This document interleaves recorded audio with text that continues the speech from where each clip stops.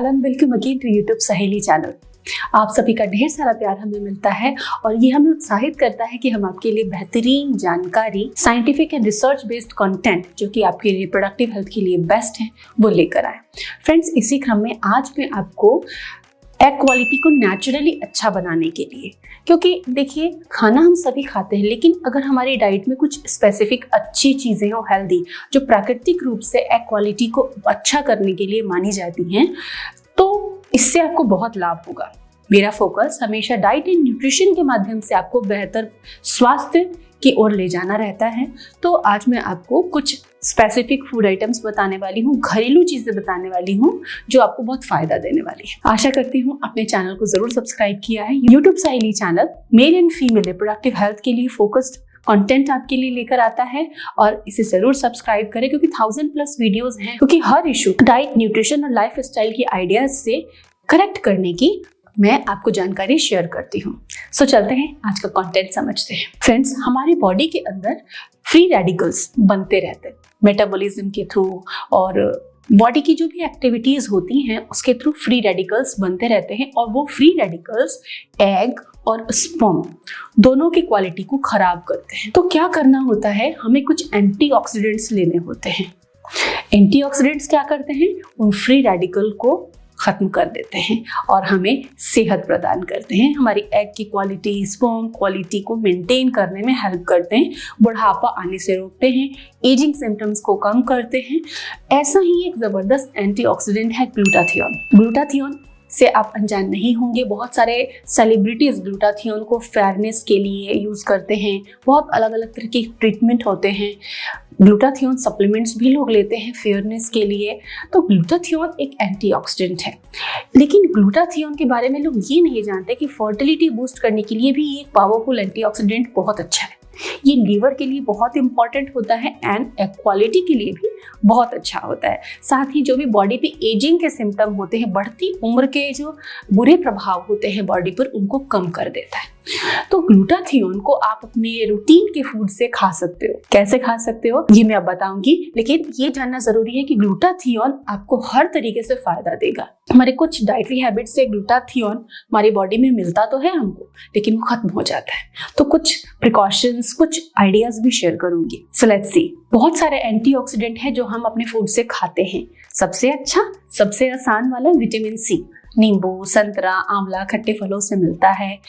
लेकिन ग्लूटाथियोन जो होता है वो हमारी बॉडी में 3 प्रमुख अमाइनो एसिड से बनता है। तो क्या चाहिए हमको, वो 3 प्रमुख अमाइनो एसिड्स फूड के माध्यम से हमें अपनी बॉडी में चाहिए होते हैं। जो 3 खास अमाइनो एसिड हैं वो है सिस्टीन, ग्लूटामाइन और ग्लाइसिन। पर ये अमाइनो एसिड्स हमारे फूड में होते हैं। अब देखते हैं कि कौन से फूड हमको खाने हैं। एक जरूरी बात आपको बता दूं कि ग्लूटाथियोन हमारी बॉडी में प्रोड्यूस होता है, लेकिन जैसे जैसे उम्र बढ़ती जाती है वो कम बनने लगता है। तो हमको अगर इसका प्रोडक्शन मेंटेन रखना है तो हमारी डाइट को थोड़ा हमें समझना होगा। तो कौन से रूटीन फूड हमको खाने हैं? पहला हमको खाना है सल्फर रिच फूड, जिस फूड में सल्फर होता है। गार्लिक, लहसुन हमारी डेली के डाइट में होता है। लहसुन जब हम कच्चा खाते हैं तो वो एसिडिक प्रकृति का होता है, एंड जब कुक करके खाते हैं तो वो एसिडिटी नहीं करता है। तो अगर आप गार्लिक नहीं लेते हैं तो रोस्ट करके हनी के साथ किसी भी तरीके से आप उसको ले सकते हैं। हनी एंड गार्लिक फार्मूला मैं आप सभी के साथ पहले ही शेयर कर चुकी हूँ कि ये बहुत पावरफुल फार्मूला है, एंड हमारे बहुत सारे व्यूअर्स को मॉर्निंग में हनी एंड गार्लिक यूज करने से बेनिफिट भी हुआ है। ऐसे हमारे पास कई सारे फीडबैक भी हैं। इसके अलावा सल्फर रिच फूड क्या है, आपके स्प्राउट्स हैं, दालें हैं, क्रूसीफेरस वेजिटेबल्स हैं, आप इन्हें खा सकते हैं। दूसरी चीज है कि विटामिन सी का इंटेक बढ़ाएं। विटामिन सी, खट्टी चीजें कई लोगों को एलर्जी होती है, कई लोगों को अलग अलग तरीके की प्रॉब्लम होती है या पसंद नहीं होता। तो विटामिन सी वाटर सोल्यूबल है, हर दिन चाहिए होता है, बॉडी उसको स्टोर नहीं करती। ऐसे में हर दिन हमारी डाइट में विटामिन सी युक्त फूड होने चाहिए।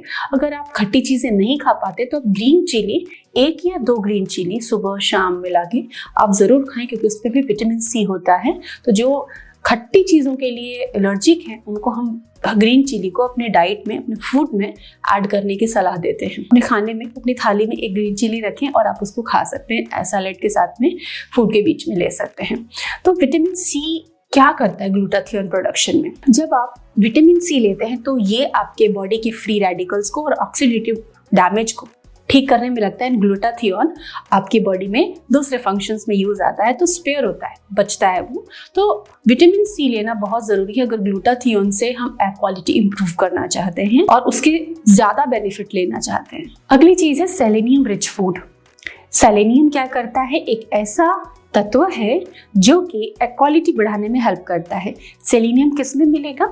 सेलेनियम ब्राजील नट्स में आपको मिल सकता है, नॉन वेजिटेरियन फूड में भी आपको सेलेनियम मिल जाएगा, चीज, ब्राउन राइस, इनमें भी सेलेनियम पाया जाता है। तो सेलेनियम युक्त पदार्थ खाने से आपका थायराइड फंक्शन तो इंप्रूव होगा ही होगा, एग क्वालिटी पर भी असर पड़ेगा क्योंकि ग्लूटाथियोन प्रोडक्शन को बूस्ट करता है। कुछ फूड नेचुरली ही रिच होते हैं ग्लूटाथियोन में, वो कौन से हैं? वो है आपके वॉलनट्स, अखरोट। मैं हमेशा कहती हूँ वॉलनट्स जरूर खाइए, 2 अखरोट जरूर खाइए। अखरोट आप खा रहे हो नॉर्मली एंड आपको भारीपन होता है या गैस होती है सपोज, या आपको डाउट है कि भाई अखरोट ड्राई फ्रूट्स खाने से तो गर्मी होती है।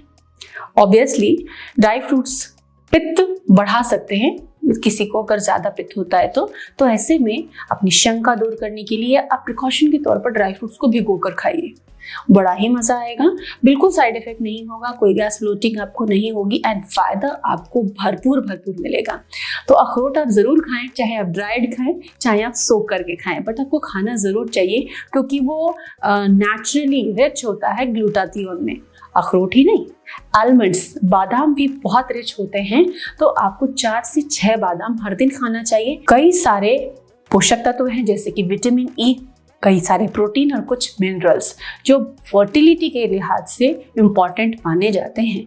तो आपको अखरोट और बादाम का साथ नहीं छोड़ना है, इनको रेगुलर बेसिस पे कंज्यूम कर, क्योंकि डाइट धीरे धीरे बिल्डअप करती है आपकी बॉडी को लेकिन जड़ से ठीक करती है। वे प्रोटीन, आजकल मार्केट में आपने बहुत सारे वे प्रोटीन के प्रोडक्ट्स देखते होंगे, खूब सारे एड्स देखते होंगे, तो यकीन मानिए वे प्रोटीन जो होता है वो बहुत हेल्पफुल है ग्लूटाथियोन प्रोडक्शन में। क्यों? क्योंकि जो वे प्रोटीन होता है उसमें कुछ इसेंशियल अमाइनो एसिड्स होते हैं, वो अमाइनो एसिड्स होते हैं जो ग्लूटाथियोन बनाने में काफी हेल्पफुल होते हैं आपकी बॉडी के लिए, इंपॉर्टेंट है। जैसे कि सिस्टीन एक ऐसा अमाइनो एसिड है जो कि वे प्रोटीन में पाया जाता है। तो अगर आप वे प्रोटीन लेते हैं तो आपके ग्लूटाथियोन लेवल को इंप्रूव करने में बॉडी को हेल्प मिलती है।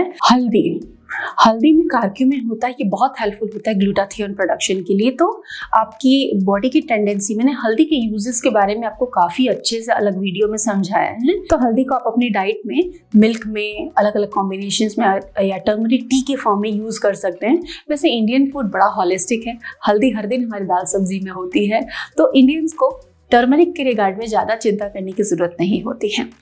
अब बात आती है स्लीप की। जब आप पर्याप्त नींद लेते हो तो बॉडी में सही से ग्लूटाथियोन प्रोडक्शन होता है। कई स्टडीज हुई है छोटी छोटी जिसमें कुछ लोगों की स्लीप पूरी नहीं होती थी, उनमें ग्लूटाथियोन प्रोडक्शन नहीं हुआ ठीक से। जिन लोगों की स्लीप अच्छे से होती थी उनका ग्लूटाथियोन प्रोडक्शन बहुत सही रहा। तो हमारी नींद जो है हमारी बॉडी के अंदर ग्लूटाथियोन के प्रोडक्शन को सपोर्ट करती है। तो पर्याप्त नींद, अगर आपका रूटीन हैक्टिक रहता है, बहुत थकान रहती है, तो 8 घंटे तो नींद लेनी चाहिए। अब 7 घंटे में अगर ठीक से रिलैक्स फील करते हो तो वो आपके लिए बेस्ट है। Body to body, age to age and lifestyle पे डिपेंड करता है कि बॉडी को वापस से रिफ्रेश होने के लिए 6 घंटे से 8 घंटे के बीच की नींद चाहिए। तो आप अपनी बॉडी को समझिए कि कितनी, 7 घंटे 8 घंटे आपकी बॉडी की रिक्वायरमेंट क्या है, उसके अकॉर्डिंग आप जरूर से, लेकिन एक थ्रेशोल्ड है कि 7 to 8 आवर्स स्लीप चाहिए जिससे कि बॉडी एग क्वालिटी इंप्रूव कर सके। एक और इम्पॉर्टेंट इंफॉर्मेशन है कि कार्डियो एंड वेट ट्रेनिंग को जब आप कंबाइन करके वर्कआउट करते हो तो ये काम भी आपके बॉडी के अंदर ग्लूटाथियोन के प्रोडक्शन को और एग क्वालिटी को सपोर्ट करने में हेल्पफुल होता है। सो वर्कआउट ना भूले, पैदल चले, थोड़ी वेट ट्रेनिंग करें तो ये बहुत हेल्पफुल होगा आपकी एग क्वालिटी के लिए। जब सिंपल आइडिया से आप जीवन में बेहतर